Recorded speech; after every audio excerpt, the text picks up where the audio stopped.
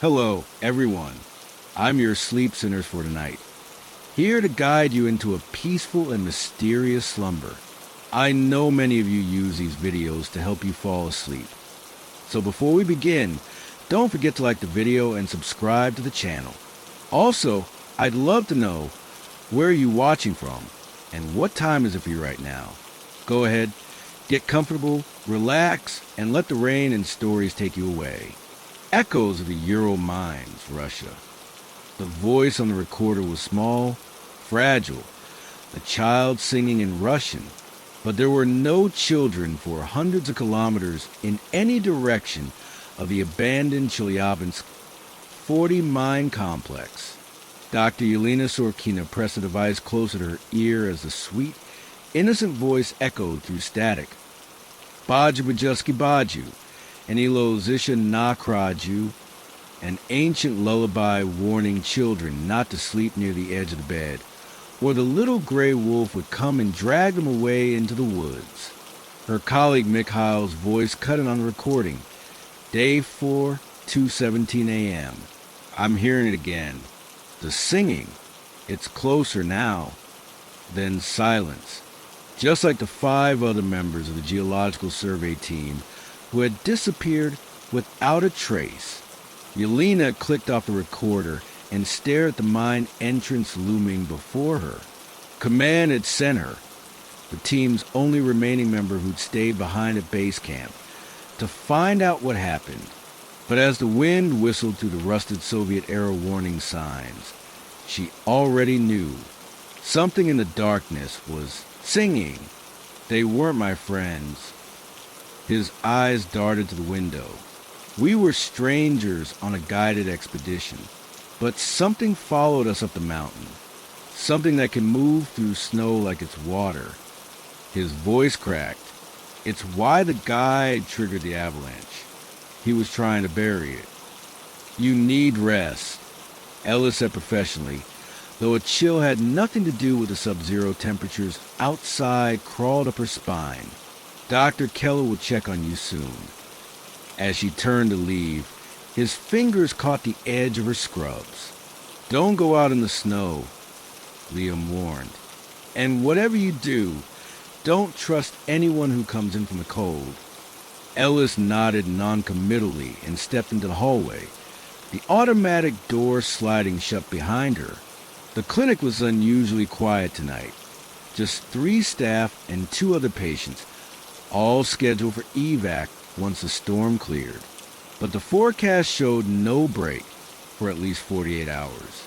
At the nurse's station, she found Kai, the night orderly, scrolling through his phone.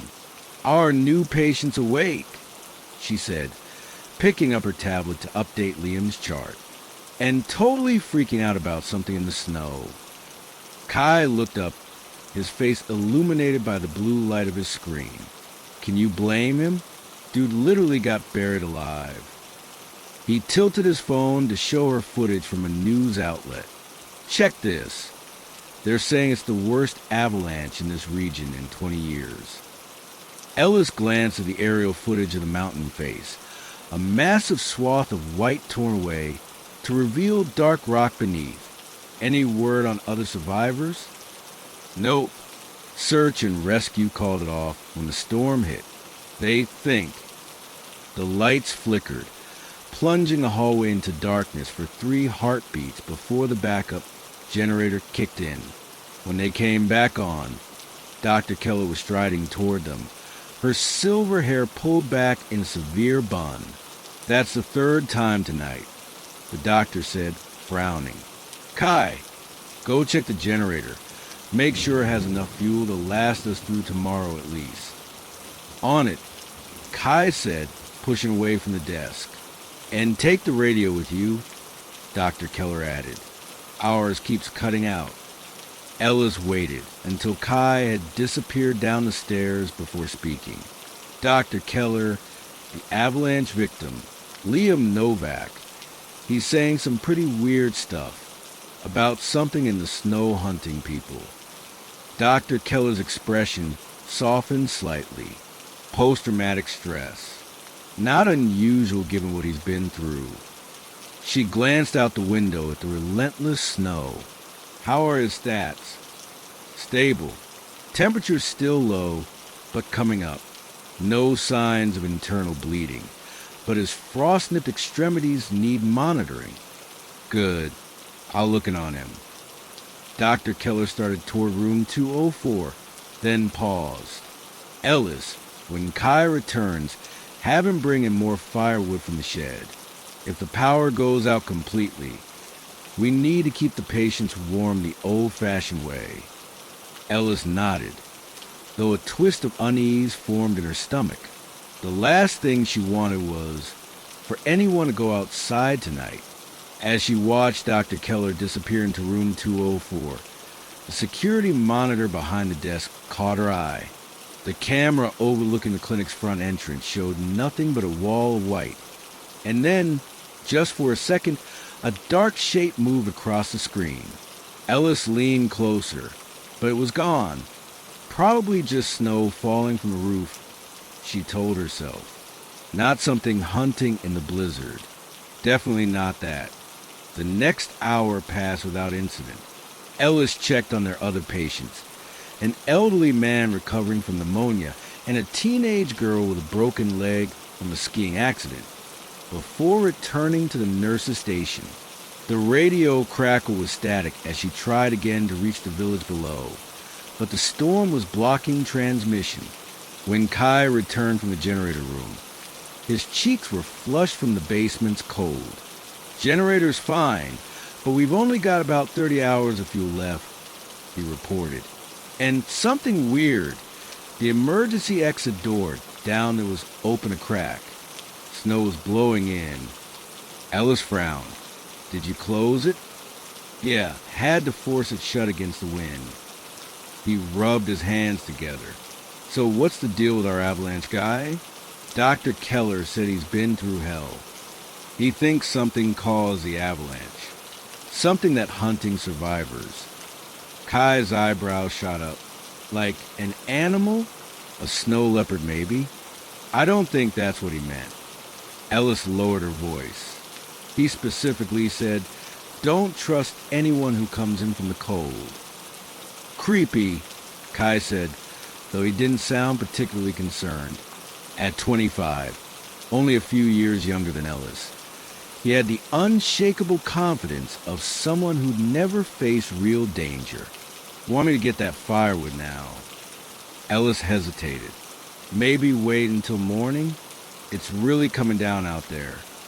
The shed's like 10 meters from the door. I'll be fine. He grabbed his coat from the hook by the desk. Besides, if the power dies completely, Dr. Keller will kill me before any snow monster can. Kai! Ellis started, but he was already heading for the entrance. She watched him on the security monitor as he stepped outside, instantly swallowed by the blizzard. The wideout was so complete that she lost sight of him barely 2 steps from the door. 1 minute passed, then 5. Ellis chewed her lip. The woodshed was close. He should have been back by now. She was just about to call Dr. Keller when the front door slid open with a gust of frigid air, and Kai stumbled in, arms loaded with split logs. Holy crap! It's insane out there, he said, dropping the wood into the bin by the reception desk. I could barely see the shed. You okay? Ellis asked, noticing how pale he looked beneath his usual tan. Yeah, just freezing. He peeled off his gloves, revealing reddened fingers. Though I think I heard something out there. What kind of something? Kai shrugged. Like, I don't know, a low rumble? Could have been a wind, but it felt weird. He stamped his boots, snow falling to the tile floor, like the sound was following me. Before Ellis could respond, the overhead lights flickered again, longer this time. In the momentary darkness, the temperature seemed to drop several degrees. When the light stabilized, Dr. Keller was approaching from the patient wing, her face grim. We have a problem, she said. Mr. Novak is missing. Missing? Ellis echoed. That's impossible. I checked on him 20 minutes ago. Well, he's not in his room now, Dr. Keller said. And given his condition, he couldn't have gone far. Kai, check the first floor. Ellis, you take the second. As they split up the search, Ellis grabbed a penlight from the desk drawer. Something felt wrong about this. Liam had been badly injured, in no condition to wander around. She climbed the stairs to the clinic's second floor, which housed the staff quarters and storage. The hallway was dark, the motion sensors failing to trigger. She swept her penlight along the corridor, calling softly, "Liam, are you up here?" No response, but as she moved deeper into the shadowy hall, she heard something, a wet, dragging sound coming from behind the supply closet door. "Liam?" she called again, reaching for the handle. The door swung open before she touched it, revealing not Liam but Tess, the teenage patient with a broken leg, balanced precariously on her crutches. "Oh my God," Ellis gasped, hand flying her chest. "Tess, what are you doing up here?" The girl's face was streaked with tears. "I was looking for a phone. Mine's dead, and I need to call my parents." "You shouldn't be walking on that leg," Ellis said, recovering her professional tone. "The phones are down anyway because of the storm. Come on, let's get you back to your room." As she helped Tess toward the stairs, a crash echoed from below, followed by shouting. Ellis quickened their pace, her heart pounding as they descended to find chaos in the lobby. The front door was wide open, snow swirling in. Kai stood frozen, staring at something on the floor, a trail of wet, red-tinged footprints leading from the entrance to the patient wing. "What happened?" Ellis demanded, helping Tess to a chair. "I don't know," Kai said, his voice shaking. "I was checking the radiation room when I heard the door open. By the time I got here..." He gestured helplessly at the footprints. Dr. Keller emerged from the hallway, face ashen. "The elderly patient, Mr. Bergman, he's dead." Ellis felt the blood drain from her face. "What? How?" "Hypothermia, at first glance. His body temperature is impossibly low." Dr. Keller ran a hand over her face. "It doesn't make sense. His room was warm when I checked him an hour ago. And Liam?" Ellis asked. "Still missing." Dr. Keller pointed to the footprints. "But it seems we have another visitor." The implications hit Ellis like a physical blow.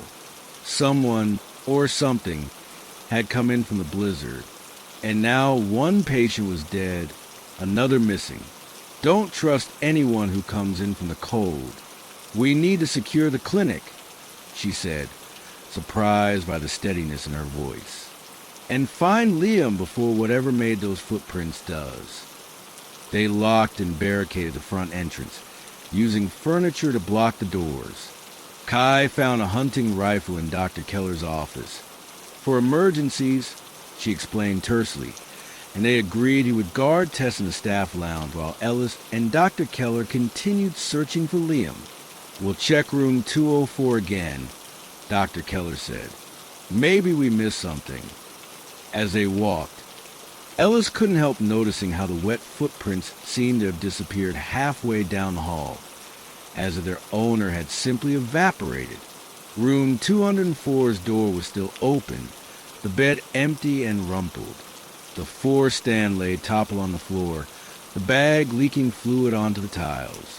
"Look at this," Dr. Keller said, pointing to the window. It was open a few centimeters. Snow accumulating on the sill. Could it have gone out this way? Ellis frowned. "We're 3 stories up on this side because of the cliff, and that opening is tiny." Dr. Keller pushed the window closed and locked it. "Then where is he?" A soft thump from the bathroom grabbed their attention. Ellis moved toward the door, heart hammering against her ribs. She pushed it open slowly to find Liam crouched in the shower stall, still in his hospital gown, holding a shard of broken mirror like a weapon. "Liam," she said gently, "we've been looking for you." His wild eyes darted between her and Dr. Keller. "It's here," he whispered, "in the clinic." "What is?" Dr. Keller asked, her tone professional but wary. "I don't know what to call it," Liam said, "but it can wear people, like a skin." He shuddered. "It got Nadia first, on the mountain. We didn't realize until she started moving wrong, talking wrong. By then it was too late for the others." Ellis exchanged a glance with Dr. Keller, who made a subtle gesture. "Humor him." "Liam," Ellis said, "one of our patients just died under strange circumstances. If you know something about what's happening." "Which patient?" he interrupted. "Mr. Bergman," Dr. Keller said. "Elderly man, pneumonia patient." Liam's face contorted with fear. Where was his room? Down the hall, but was it near the emergency stairs? When they nodded, Liam groaned. "That's how it got in. The basement door your friend mentioned." Ellis felt a chill run through her. She hadn't told Liam about Kai finding the basement door open. "How did you know about that?" she asked. Liam's knuckles whitened around his makeshift weapon. "Because I've been tracking it, listening through the vents." He pointed to a small air duct near the ceiling. "It moves through the cold. That's why it killed the old man first. He was closest to where it entered. It freezes people from the inside out, then takes their form." Dr. Keller's professional mask slipped slightly. "That's impossible. So is surviving under 10 feet of snow for 6 hours without hypothermia?"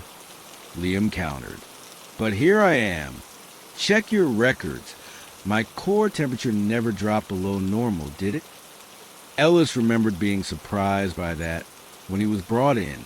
Despite his exposure, Liam's body temperature had been a perfect 37 degrees Celsius. "How?" she began, but was cut off by a scream from downstairs, followed by a gunshot. "Kai and Tess." "Stay with him," Ellis told Dr. Keller, already moving toward the door. "I'll check on them." "Ellis, wait," Liam called. "If either of them is acting strange, cold to touch, moving oddly, don't get close. And whatever you do, don't let them touch you." She hesitated in the doorway. "How do I know we can trust you?" "For all I know, you could be this thing." Liam held her gaze.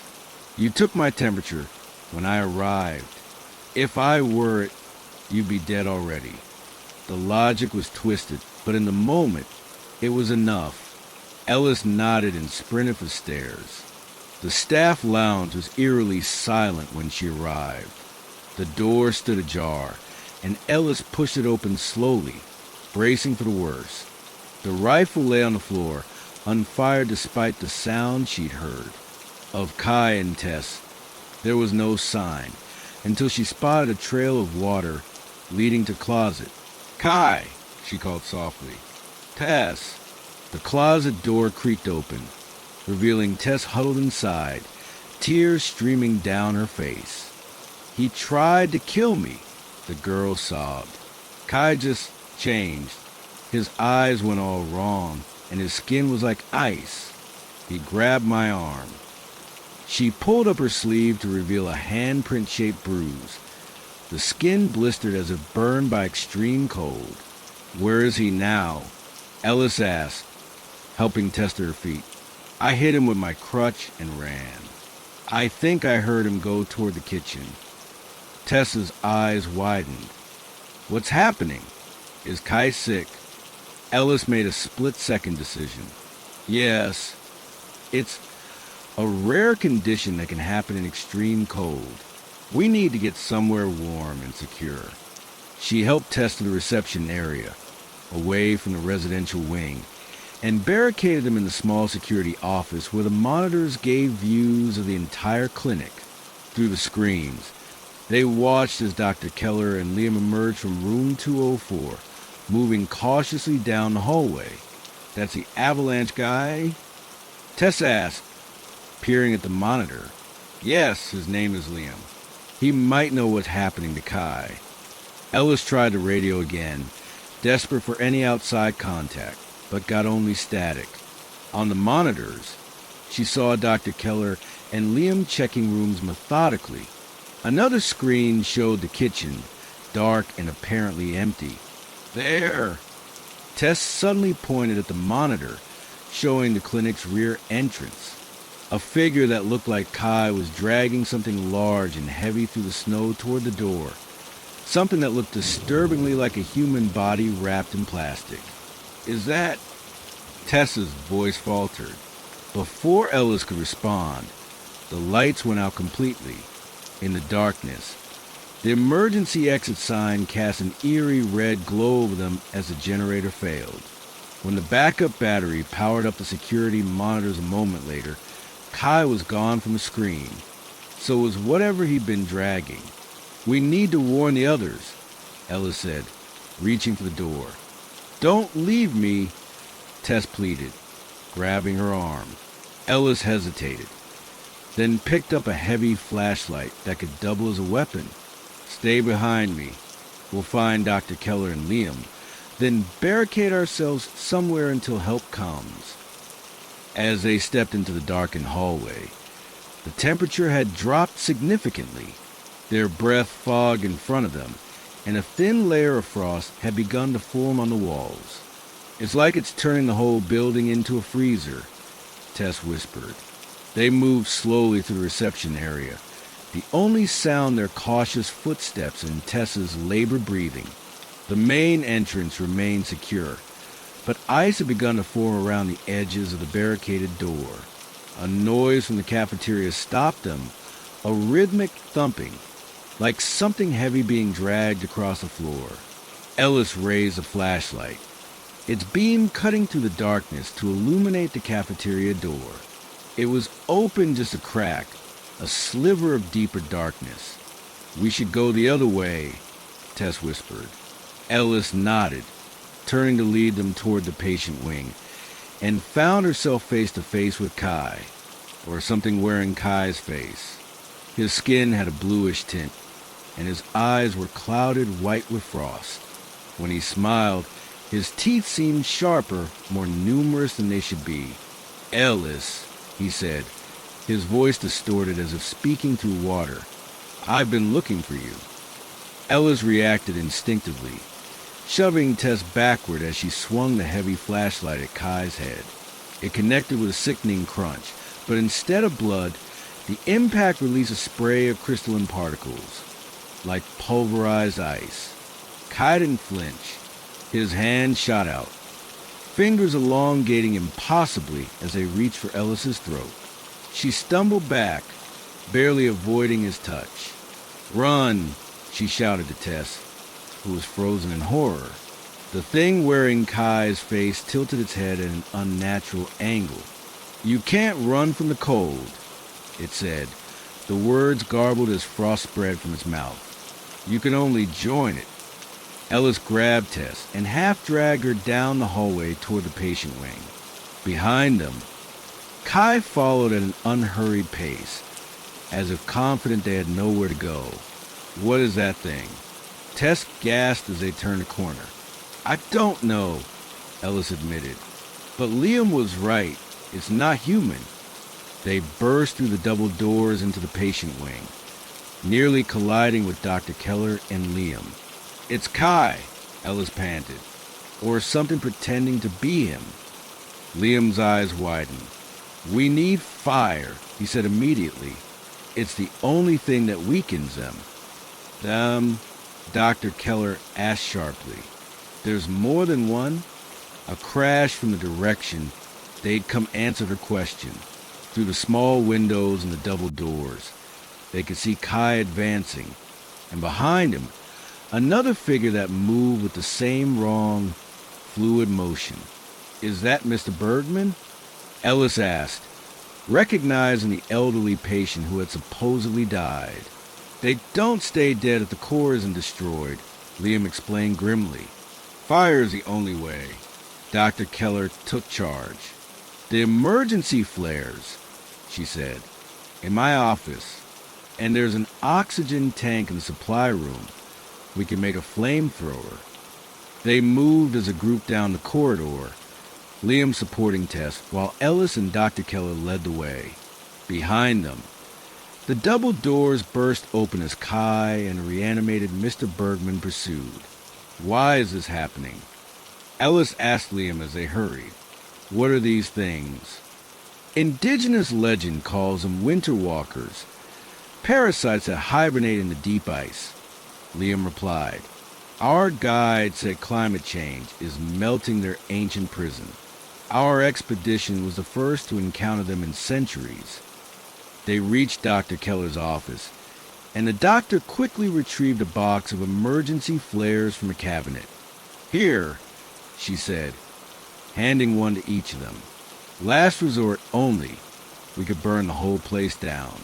From the supply room next door, Ellis grabbed a portable oxygen tank and a length of tubing. She'd seen enough action movies to have a vague idea of how to create a makeshift flamethrower, though the reality would be far more dangerous than Hollywood made it seem. As they worked, the temperature continued to drop. Frost patterns spread across the windows and walls like living things, and their breath hung in clouds before their faces. We need a defensive position, Dr. Keller said, somewhere with only one entrance. The radiology room, Ellis suggested. Metal walls, one door, and it's where we keep the emergency survival gear. They had just started in that direction when the lights flickered briefly, the generator making a last, futile attempt to function, illuminating the hallway ahead. There, blocking their path, stood not two but three figures. Kai, Mr. Bergman, and now Tess. Ellis whipped around in confusion. The real Tess was still beside them, clinging to Liam's arm in terror. It's replicating us, Dr. Keller whispered, creating duplicates. The Tess thing smiled, its face cracking slightly around the edges. Cold preserves, it said in a voice that was both Tess's and not. Cold remembers. Back this way, Ellis ordered, pulling the group toward the emergency stairwell. We'll go up to the roof. The helicopter pad has emergency supplies. They retreated as the three creatures advanced with that same unhurried confidence. At the stairwell door, Ellis fumbled with her key card, finally managing to unlock it after two panicked attempts. As they filed through, Ellis saw Dr. Keller hesitate, looking back at the approaching entities with an expression that wasn't quite fear, more like fascination. Doctor, Ellis called. Come on. Dr. Keller turned slowly, something odd in her movement. Yes, she said, her voice strangely flat. Of course. A horrible suspicion formed in Ellis's mind. When did you last check on Mr. Bergman?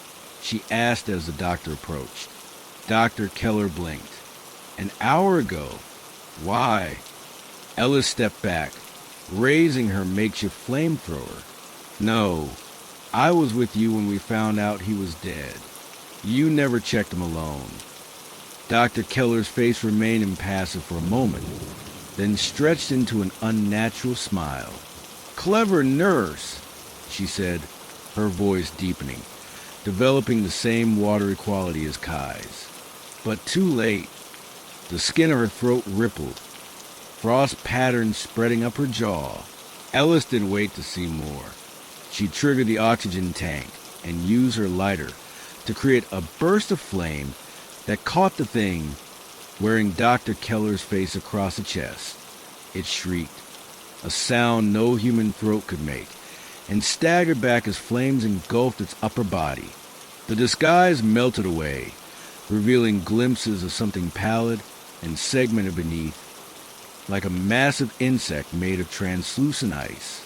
Ellis slammed the stairwell door shut and jammed a fire extinguisher through the handle. "Up!" she shouted to Liam and Tess. "Now!" They climbed the stairs as inhuman wailing filled the stairwell. At the top, another key car door led to the roof. Ellis swiped her car with trembling fingers, and they burst into the bitter cold of the night. The helicopter pad was covered in at least a foot of fresh snow, the red circle barely visible. Wind whipped around them, the blizzard having intensified into a whiteout. "The emergency shelter," Ellis shouted over the gale, pointing to a small structure at the edge of the pad, used by helicopter crews caught in sudden storms. It contained survival supplies, and they fought their way through the snow, Tess struggling on her broken leg. Behind them, the roof access door shuddered as something pounded against it from below. Inside the shelter, Ellis immediately activated the emergency heaters, while Liam barricaded the door. The space was small, maybe 3 meters square, but insulated and equipped with basic supplies. The radio, Tess urged, collapsing onto one of the narrow bunks. Ellis found the satellite radio and powered up, relieved when it crackled to life. "Mayday, mayday," she broadcast. "This is Alpine Retreat Medical Center. We are under attack and require immediate evacuation. 3 survivors. Repeat, mayday." Static answered her, but then a faint voice broke through. "Alpine Retreat, this is search and rescue base. We copy your mayday. What is the nature of your emergency?" Before Ellis could respond, a violent impact shook the shelter. Through the single small window, they could see the roof access door had burst open. 4 figures emerged into the snow. The things that had been Kai, Mr. Bergman, Dr. Keller, and a 4th, new shape they couldn't identify. "They're coming," Liam said grimly, clutching one of the emergency flares. "And I think I'm out of miracles." Ellis returned to the radio. "Search and rescue. We have hostiles on site," she said, adopting official terminology that might convey urgency without sounding delusional. "The clinic is compromised. We need immediate extraction." "Understood. Alpine Retreat," the voice replied through static. "Weather conditions are severe. Nearest available helicopter is 40 minutes out. Can you maintain your position?" Ellis looked at their meager defenses. 3 emergency flares, the makeshift flamethrower with a rapidly depleting oxygen tank, and whatever they could find in the shelter. "We'll try," she said. "Be advised, approach with extreme caution. Hostiles can imitate human appearance." The radio operator paused. "Say again, Alpine Retreat." "Just hurry," Ellis said. Outside, the 4 creatures had begun to surround the shelter, moving with that same deliberate confidence. Through the frosted window, their forms seemed to blur and shift in the driving snow, as if their borrowed human shapes were becoming less necessary. "We need a plan," Liam said, searching through the emergency supplies. "Something to hold them off for 40 minutes. The door is reinforced, and these shelters are built to withstand temperatures down to -50, Ellis said. "As long as we keep the heaters running, they can't freeze their way in." Tess, who had been quiet, suddenly spoke up. "What about the maintenance hatch?" She pointed to a square panel in the ceiling. "All these mountain structures have them for clearing snow off the roof." Ellis's hope faded slightly. The hatch would be a weak point, and from the way frost was already forming around its edges, the creatures had discovered it too. "We need more heat," she decided, looking at the propane heaters. "And we need to be ready when they come through that hatch." Liam opened a storage locker and pulled out thermal emergency blankets and a toolbox. "We can create a heat trap," he suggested. "Use the blankets to direct all the heat toward the hatch, make it too hot for them to approach. They worked quickly, rigging the reflective blankets to focus the heater's output upward. But even as they finished, a new sound reached them, a wet, slithering noise from above, like something massive moving across the roof. "They're testing the structure," Liam said quietly, looking for weaknesses. Tess huddled on the bunk, clutching her injured leg. "Can they get in?" she asked, a voice small with fear.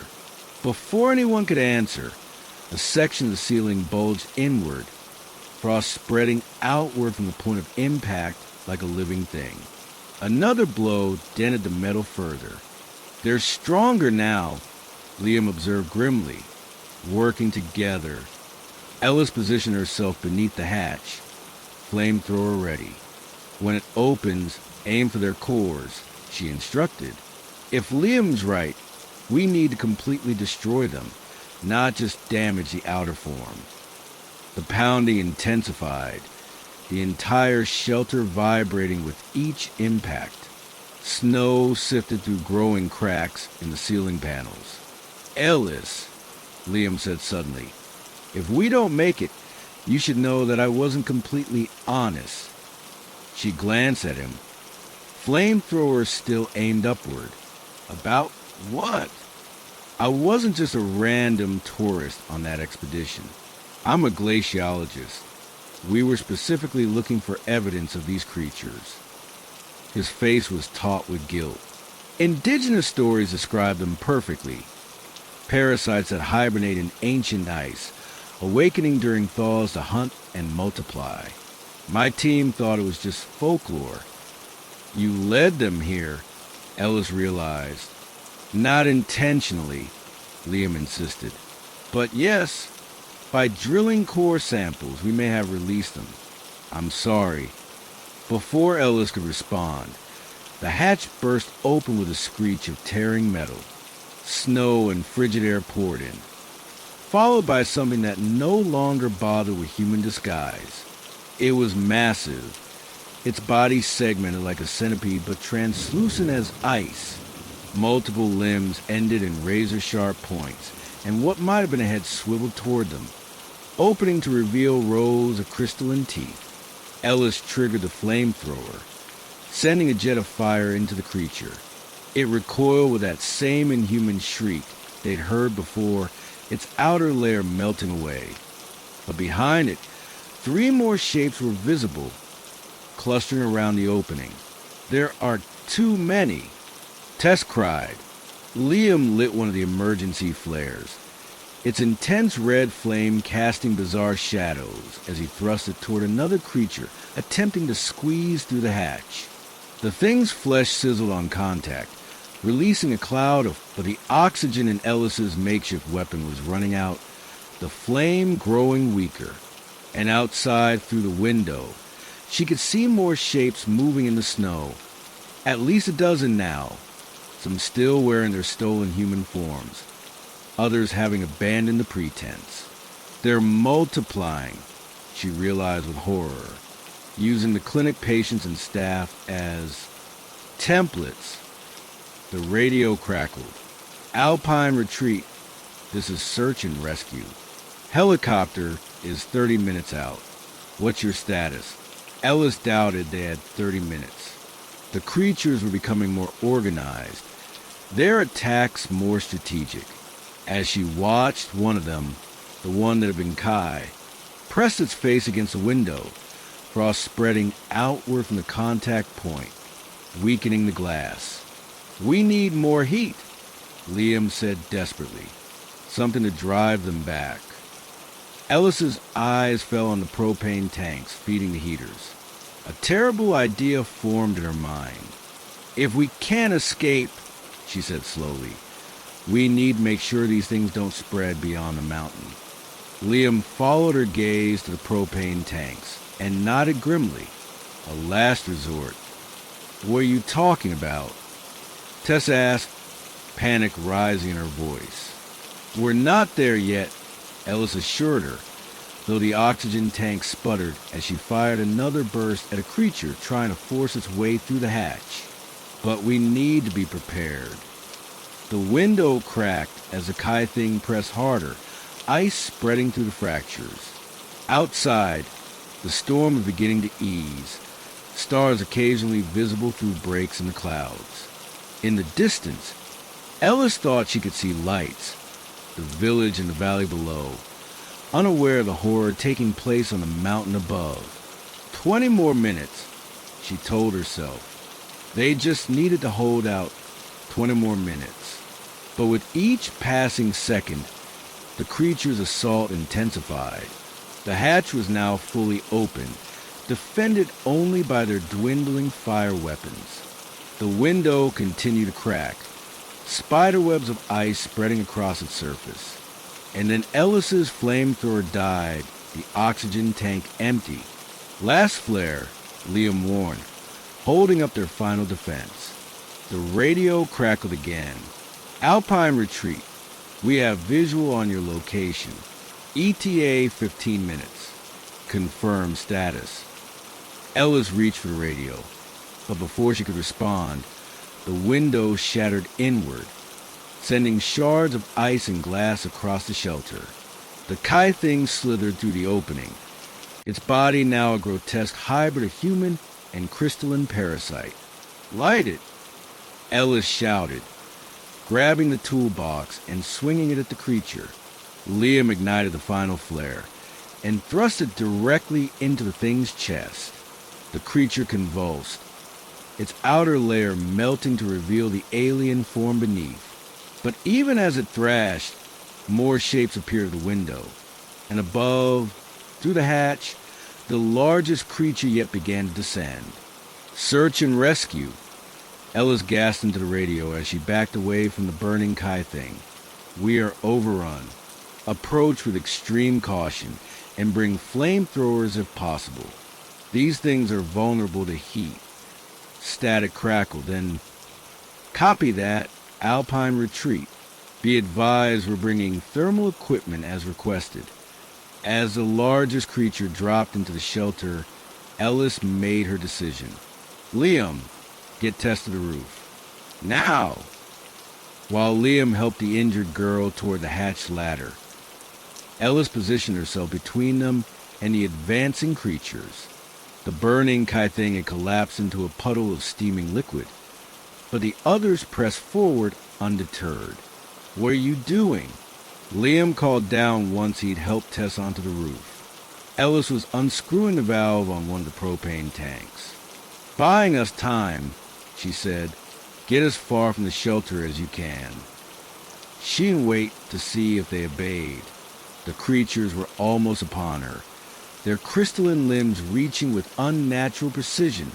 With a final twist, Ellis fully opened the propane valve, causing gas to hiss into the small space. Then she scrambled up the ladder, pulling herself onto the roof just as an ice-cold appendage grazed her ankle. The night air bit her face as she emerged onto the roof, but it was clearer now, the storm finally breaking.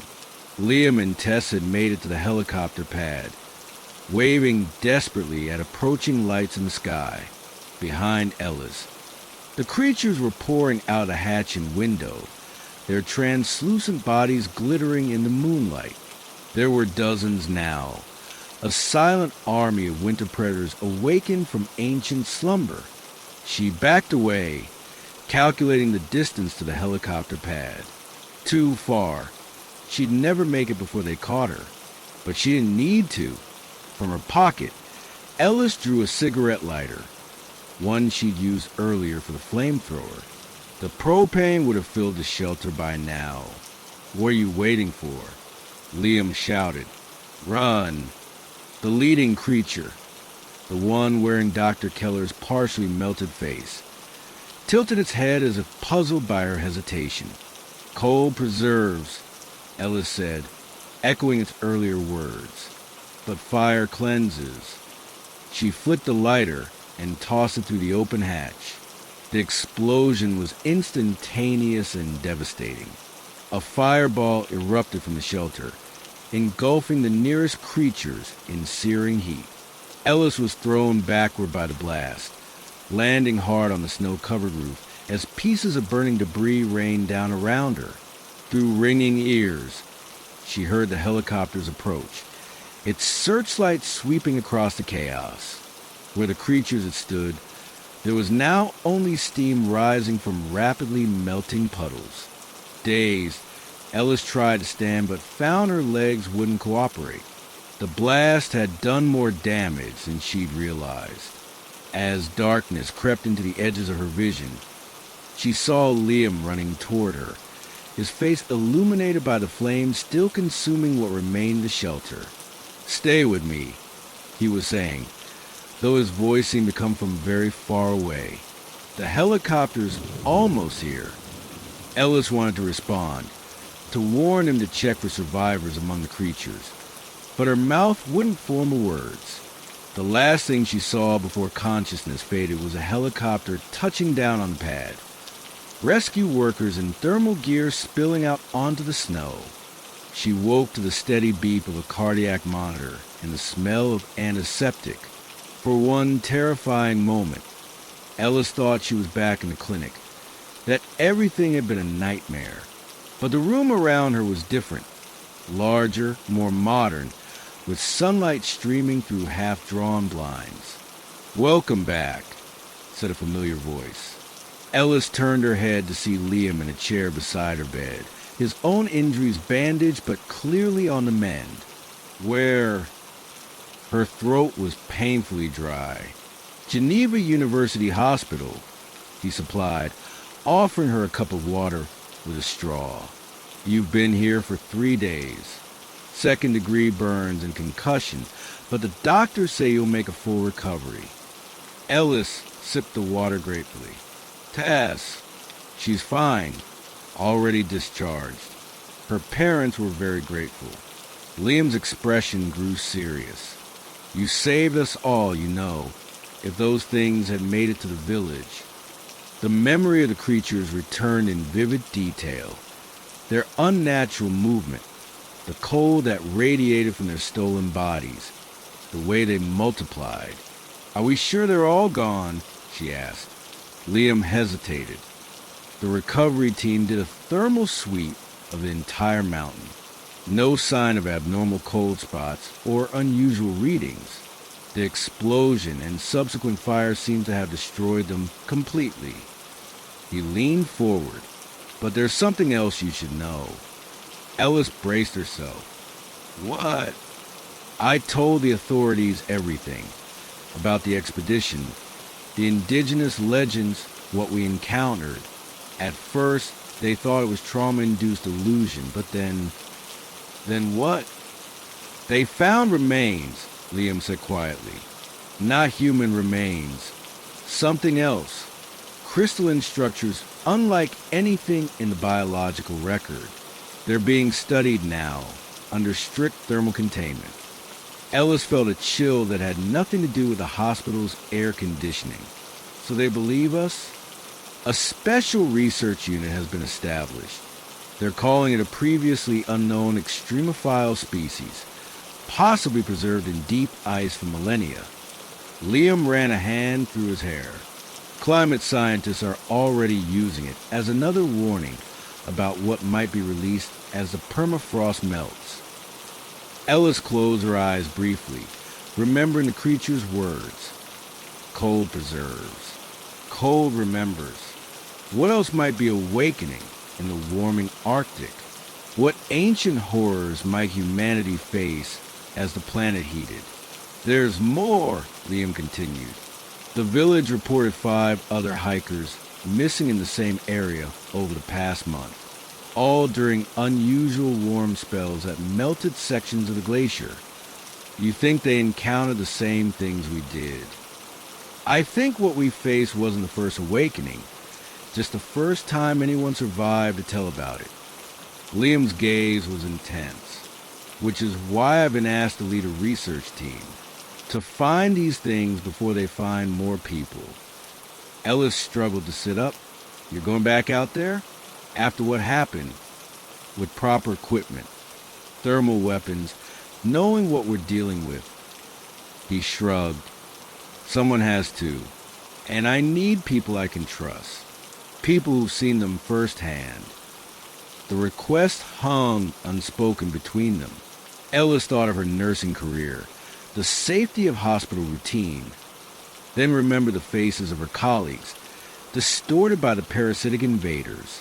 If there were more of these things out there, awakening as the ice retreated. "I'll need time to recover," she said finally, "and a lot more information about what I'm getting into." Relief crossed Liam's face. "Of course, there's no rush." He reached for a tablet on the side table. "But while you're recovering, there's something I want to show you." He pulled up a satellite image of the polar regions, with dozens of red dots marking specific locations. These are anomalous thermal readings identified in the past year alone. Spots where the temperature fluctuates wildly without meteorological explanation. Ellis stared at the proliferation of red markers. There are so many, and more appearing every month as the melt accelerates. Liam zoomed in on one particular region in northern Greenland. This one appeared 3 days ago. Local indigenous people are already reporting strange sightings. A nurse appeared in the doorway, clipboard in hand. "Mr. Novak, visiting hours are nearly over. Ms. Ellis needs a rest." Liam nodded and stood.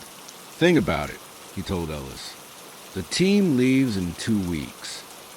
As he turned to go, Ellis caught his arm.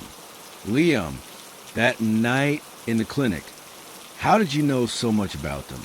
About how they operated? You said you were just researching folklore." A shadow crossed his face. "I told you I wasn't completely honest." He glanced at the nurse, then lowered his voice. "I was the only survivor of my original research team. What found us in the clinic had already found them a week earlier." He gently extracted his arm from her grip. "Get some rest, Ellis. We'll talk more tomorrow." After he left, Ellis lay back against the pillows, watching as the last rays of sunset painted a hospital room in warm hues. Outside her window, the city of Geneva continued its normal rhythms. People moving through their lives unaware of what lurked in the melting ice to the north. Her phone buzzed on the bedside table. A text from Tess. "Thank you for saving my life. Let me know when you're discharged. My parents want to meet you." Ellis smiled, but her finger hovered over the reply button without pressing it. Instead, she reached for the tablet Liam had left behind, studying the map of anomalous thermal readings. So many red dots, each potentially marking another awakening. The nurse returned with medication. "How are you feeling?" she asked, checking Ellis's vital signs. "Better," Ellis said, though her eyes remained on the tablet. "Much better." That night, Ellis dreamed of snow, not the violent blizzard that had trapped him in the clinic, but a gentle, pristine blanket stretching to the horizon. In the dream, she stood at the edge of a massive glacier, watching as cracks spread across its surface, dark water welling up from within. And in that water, something moved. When she woke the next morning, her decision was made. The world needed to know what was awakening in the ice. And if Liam was assembling a team to find and fight these creatures, she wanted to be part of it. After all, she now knew their weakness. Fire against ice, heat against ancient cold. As sunlight filled her hospital room, Ellis picked up her phone and composed a simple message to Liam. "I'm in, but this time we bring flamethrowers." Outside, the spring sun continued its steady work, melting the last patches of winter snow from the hospital grounds. And far to the north, the ice continued its slow, inevitable retreat, revealing secrets long buried, awakening sleepers who remembered a world before humans walked the earth. Secrets that we're now, once again, hunting. The end.